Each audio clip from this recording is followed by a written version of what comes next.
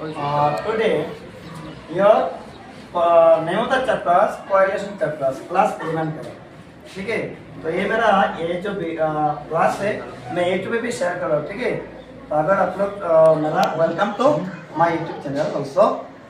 तो क्लास 11 का statistics for economics एक बुक है, name of the book statistics for economics. इसमें से एक चैप्टर लिखा है कोरिलेशन। तो कोरिलेशन का जो मैथमेटिकल पार्ट इनमें से मतलब क्वेश्चन है गिवन है, कैलकुलेट द कोरिलेशन कोएफिशिएंट। मैंने यहाँ पे शॉर्ट में इसका coefficient between x and y and comment on their relationship. Data given x का वैल्यू गिवन से आप लोग देख पा रहे हैं, ठीक है। y का वैल्यू भी गिवन से। तो सॉल्यूशन कैसे मैं कर रहा हूँ आप लोग को लिए शेयर कर रहा हूँ। सॉल्यूशन देखो, फर्स्ट ऑफ ऑल राइट जो क्वेश्चन है ना इस मेथड टेबल रिलेशन फॉर्म में लिखा हुआ है like a table x y। और let us see how to calculate x square y square and xy। ये क्वेश्चंस गिवन है, दे चुका है क्वेश्चंस -3 -2। तो वहां पे x स्क्वायर मतलब क्या त्रिज्या 9 और माइनस माइनस प्लस बन जाएगा, ठीक है।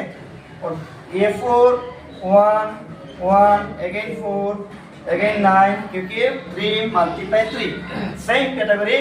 y कैसा है 9 9 जा 81 4 4 जा 16 1 1 होगा 1 into 1 4 4 जा अगेन 16 9 9 जा again 81।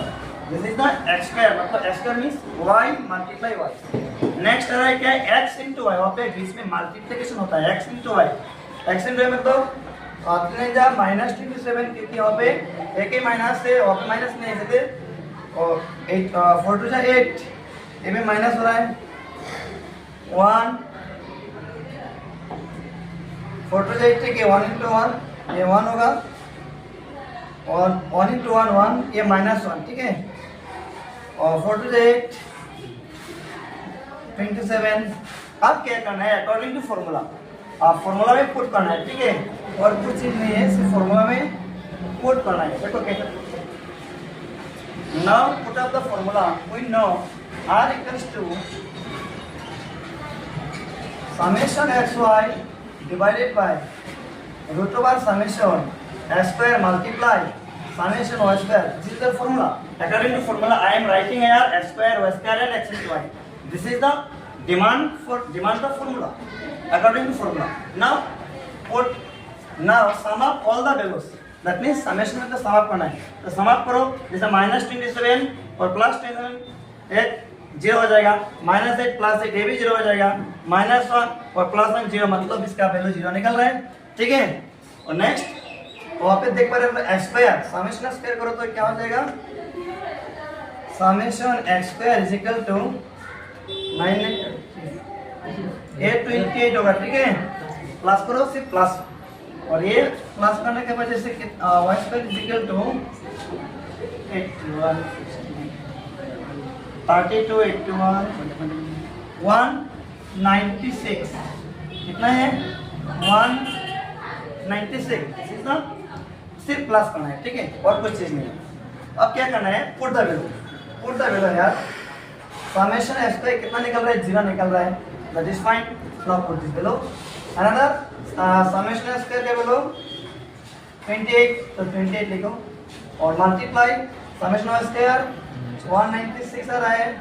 Now calculate, this is the simple math simple calculation of a math.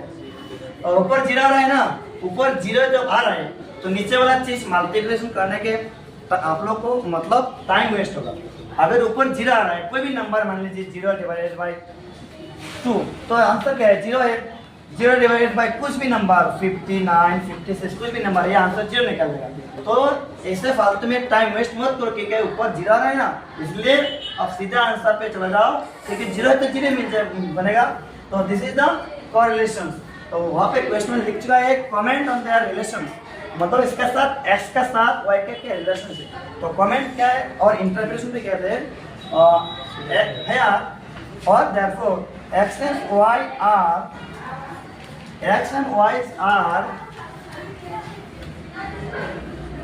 no related in each other। मतलब क्या है नॉन रिलेटेड मतलब क्या है, मतलब इसके साथ वाई का कोई संपर्क है ही नहीं, ठीक है, क्योंकि आंसर 0 निकल रहा है, ठीक है। This is your final answer, ठीक है। अगर कोई डाउट है तो मेरा नेक्स्ट क्लास में पूछ सकते हैं, ठीक है।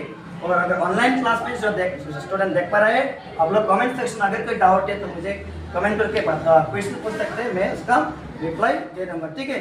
अगर कोई डाउट है तो मेरा कमेंट सेक्शन में पूछो, और मेरा वीडियो को अगर अच्छा लगे लाइक शेयर कमेंट जरूर करते रहो, ठीक है।